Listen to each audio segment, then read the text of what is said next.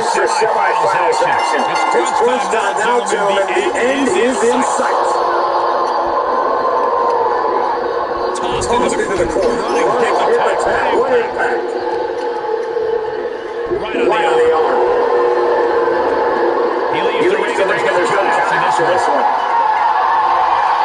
He's got his sledge handle, and you better believe his opponent's name is all over it.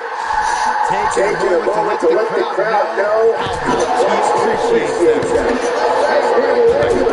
Oh, the sledgehammer connects. That'll scramble your insides. He must have had that scouted. Approving the big slippery thing. Running STO Blitz. Nicely done. And Yokozuna is leaving no breathing room here. Yeah, Yokozuna just can't be stopped now. And he'll leave the ring, finish that stretch. Steel stare to the face. I'd have to think that a disqualification match favors the most heart. He switches it back around. Finds the room to land a back elbow.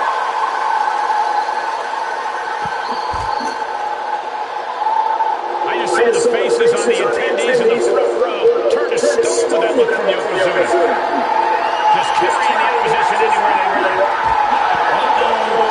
There's no good way to land on the ring apron like that. The location has the least give out of the entire ring. And gets tossed back into the mat.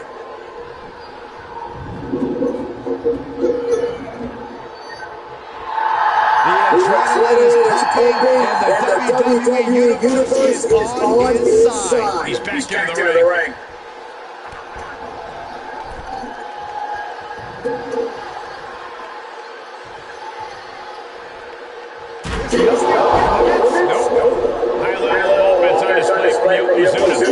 Yokozuna is executing his game plan. Right with the point of the elbow.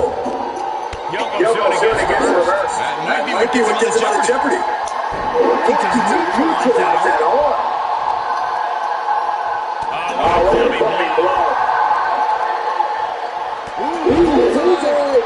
Big forearm.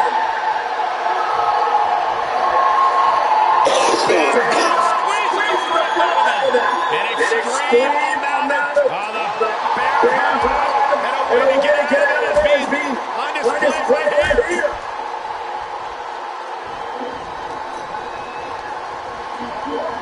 There he goes, right into the corner.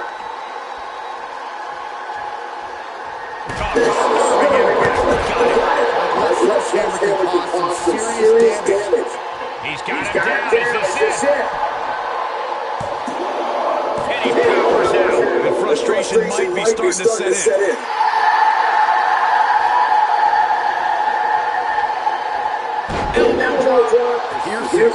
Yokozuna getting worked on right now. Now Yokozuna's going to turn to invincible. He's getting a little better now. These are dangerous attacks on their own, but now the damage is exponentially multiplied. Being put into a perilous position here after each of these vicious attacks. Disturbing impact. Got it. Sledgehammer can cause some serious damage. Just one right after the other can't be stopped. Quick exchange, reversing the reversal.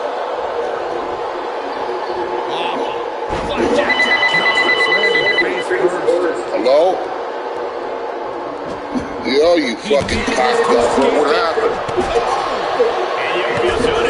Did you get locked up? In control. There is nothing but Oh, my bad. I thought it was Carlito for a second. My bad.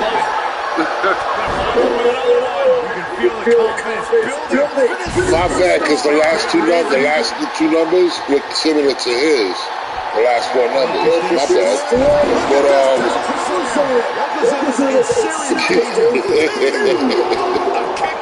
what's going on with you, fam?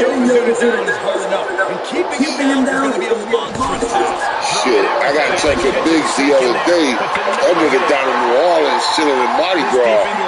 Look at that. He's throwing out cherry beads and looking at titties. And consider your future fights. And I guarantee you that in the towel is the first thing these superstars are thinking about. I found out I'm gonna get my joint right after fucking April, like in March. Probably get it right before Allie's birthday. But that's what I'm saying. I gotta go cut through, you know what I'm saying? So I gotta wait until like probably before the 20th, which is Allie's birthday. I think he's got it locked in good. I just don't know. Yeah, but I just wish it was fucking sooner, feel me? But that's, you know, I guess that's alright or whatever. You know. In the end, I'm gonna be happy because I'll be able to take care of Kevin Lopez, that little 170 I own. And I told him I'd buy some shit off him, so I'll get some fucking product off of him. The Oval. No, I'm gonna come see everybody. Even Larry. I owe Larry too. I owe Larry. I gotta give that nigga like 200. And Larry's good, you know, because Larry's been providing for me a lot, even though I owed him. So, who? And back in the ring we go. What happened? What he did? And uses the arm drag to reverse. Yeah, you were pretty fucking sick, yeah. Hoist it up. Yeah. Night. Cover. 2. On a win. Wow, he's going to celebrate all night long. Yeah. Now let's take a look at some of the great tournament action we just had the pleasure of watching.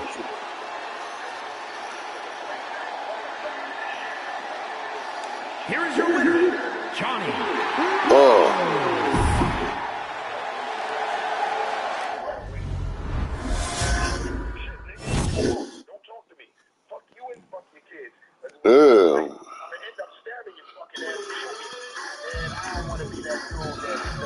Right.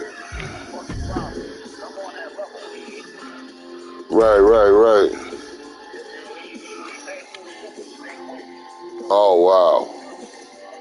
Yeah. Oh, wow.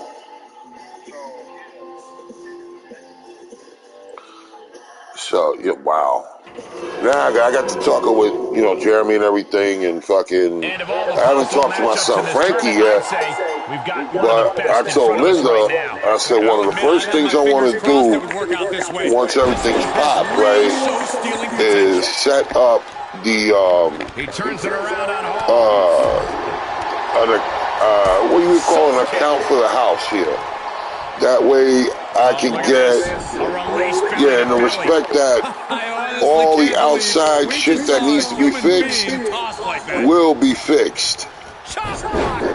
And, you know, gonna get the yard fixed, the fence put up, the fucking, all of that shit, the deck, all of that, the wraparound, all of that. So we got our barbecue, put the fence up.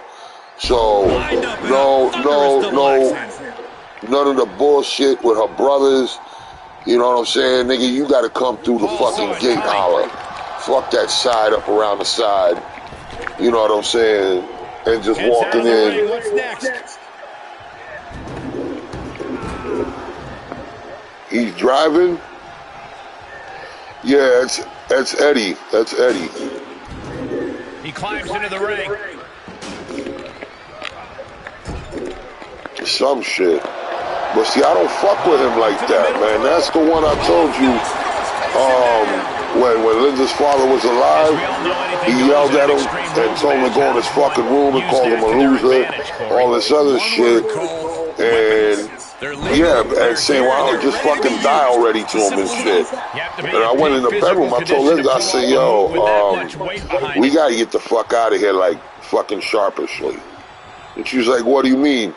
I said, if I hear your brother talk to your father like that one more goddamn time, so I don't give a shit how much older he is than me, but I'm gonna beat that nigga ass.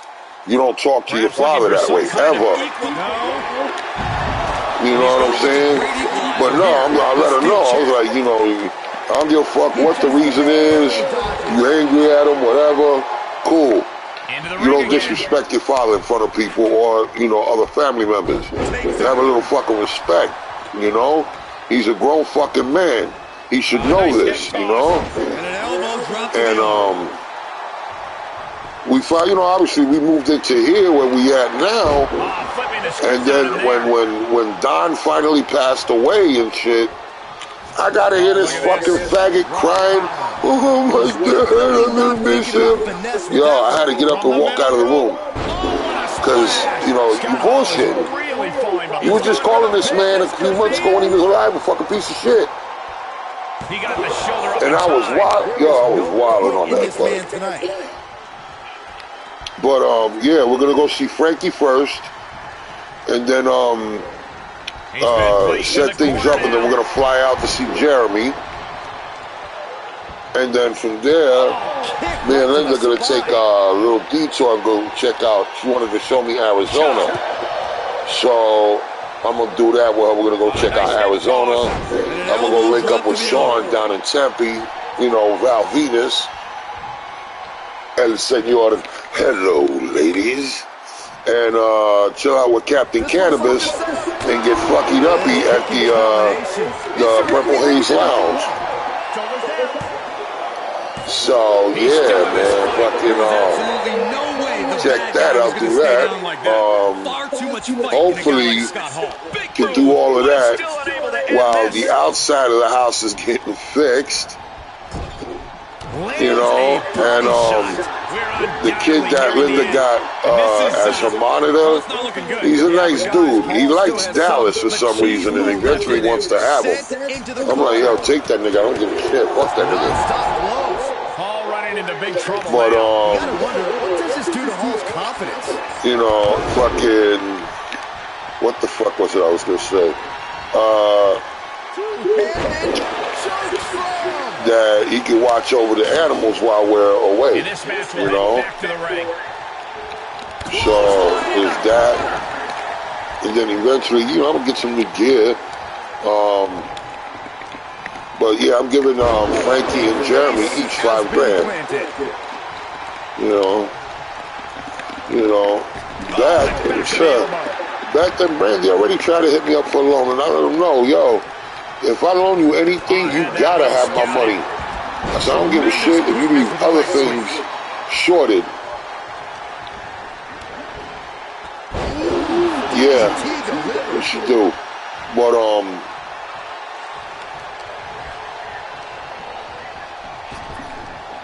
because I already told her if I loan anything,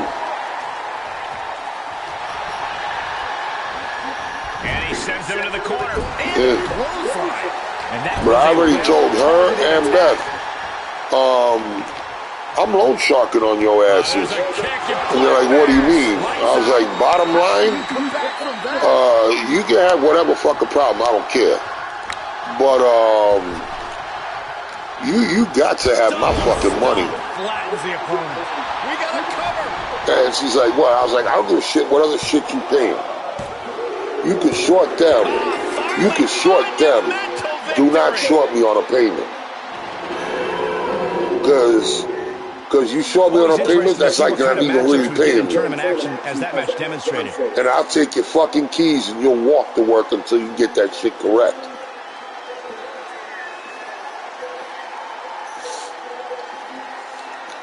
Yeah.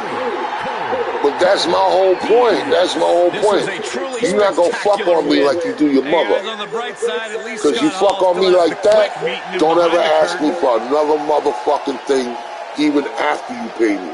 Because I had to pull teeth with you to get you to have my payment all fucking time. Fuck everybody else. I don't give a shit about the gas man, the ass man, the grass man. I don't give a fuck about none of them niggas. I'm the nigga you gotta worry about. I don't give a fuck about no fucking ShopRite. Oh, but what about if the baby, I said, anything you call me or your mother, and you tell your mother or me, this happened, it's about Ezra. This happened, it's for Allie. Me and your mother take care of that. I don't give a fuck. Your house got hit by lightning, the dog got pregnant. Fuck you, pay me. I said, it's Goodfellas style. Fuck you, pay me. That's what we're talking about here. I'm doing fuck all tomorrow. I'm not really, you know me, I'm not really a football nigga. So I'm just chilling with the PS5, wishing I had a second controller. That way I can mash motherfuckers on this WWE jump off.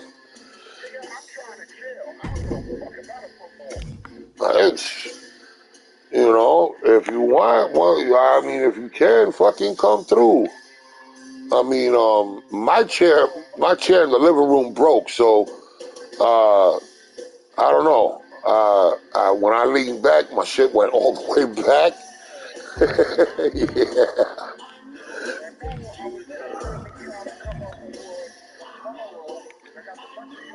Right.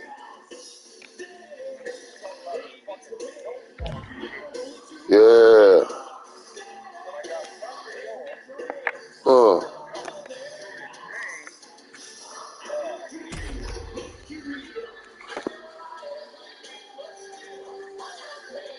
I hear you, man. I'm like down on my last little fucking joint. I might go see Larry in front. Because Larry already know the money's in the pocket. It just got to get released and I'm going to pay him. So he ain't got to worry about that. Larry, man, Larry desperately needs and wants to get out of fucking New York. He's selling his place for 30 grand.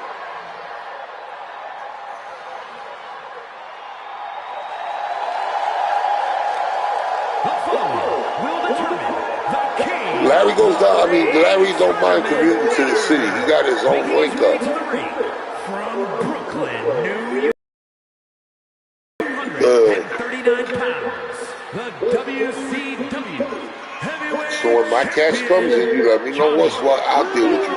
Larry got his own shit because Larry's gonna fuck off at some point. You'll never hear a single You know what I'm negative thing saying? backstage about this And superstar. I just wish if we get rid of this nigga Dallas, he'd give me his husband. There are no awards for The nigga's congeniality here in all white WWE. and he's perfect, bro. Means He's nothing if you lose. well behaved.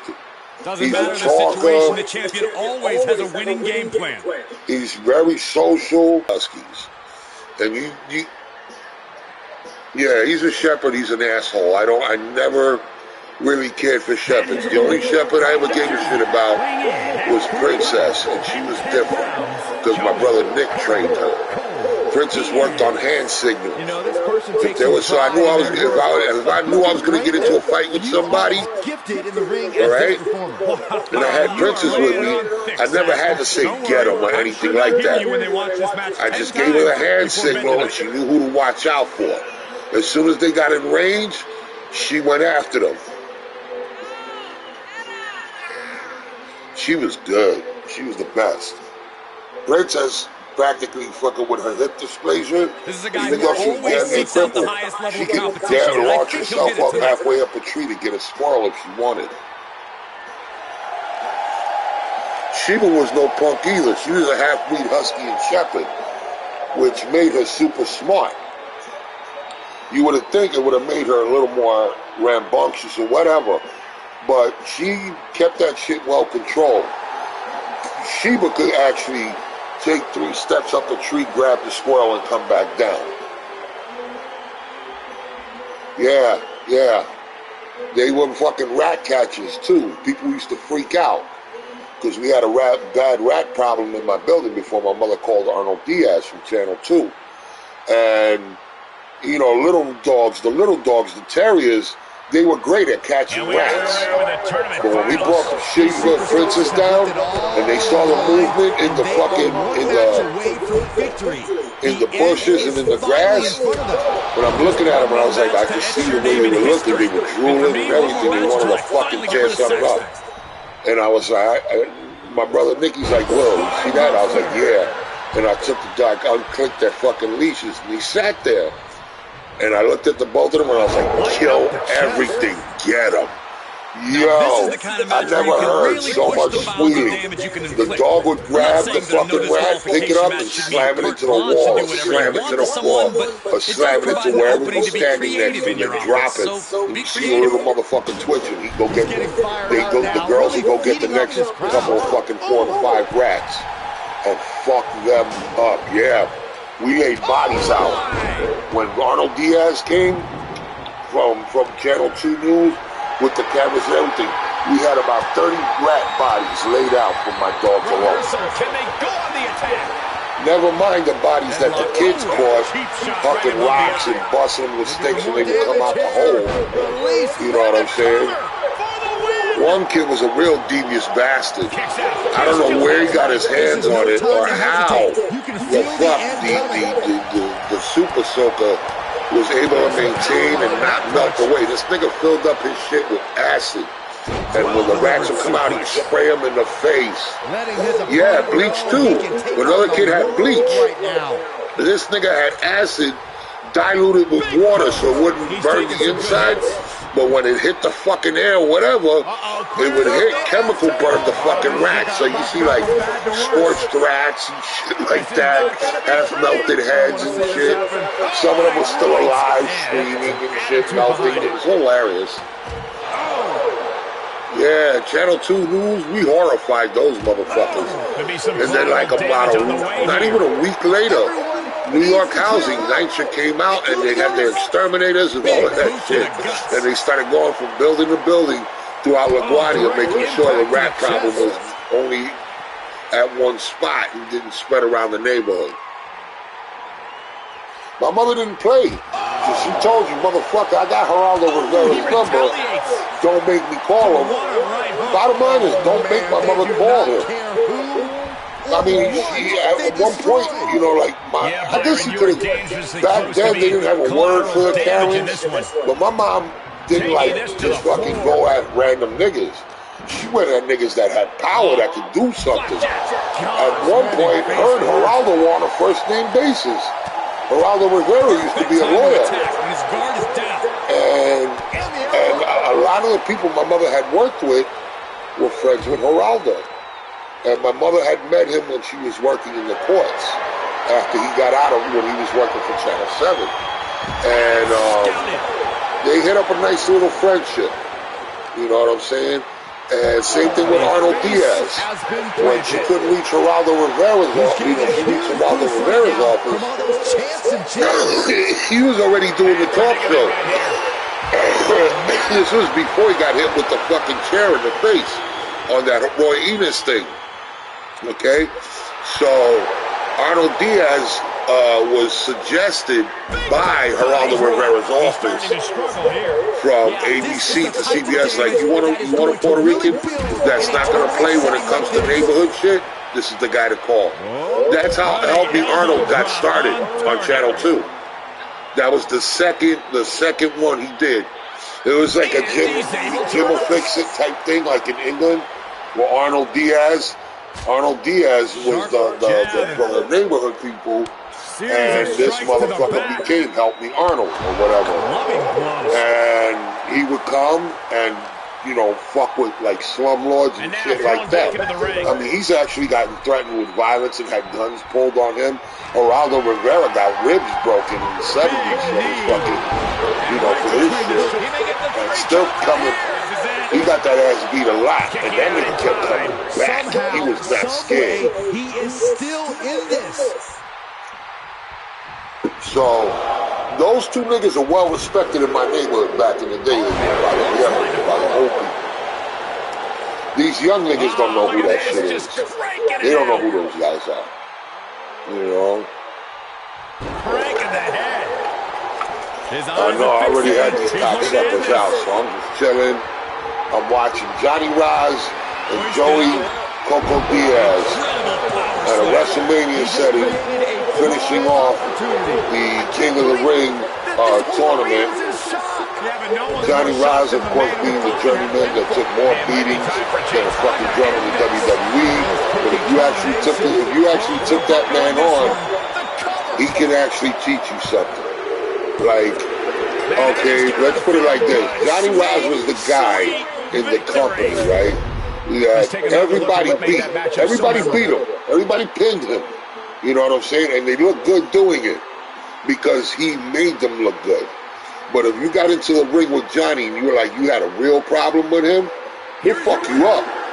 He was Iron Sheik status where he could actually hurt you if he wanted to. What a win for him here. He really displayed his prowess in so fucking with Johnny, he's 70. Oh my God. He's about 76 now. I haven't talked to him in a couple of years. But He used to tell me before I got really fucked, my body got fucked up more. Before I even hit 50, he's like, yo, all you gotta do, man, you stop smoking. He says, you work out with me. He goes, I tell you right now. He goes, Will, because your mother was my friend and she introduced me to Doris. He goes, I only charge you. He goes, the full rate for me to train you personally would be $3,000.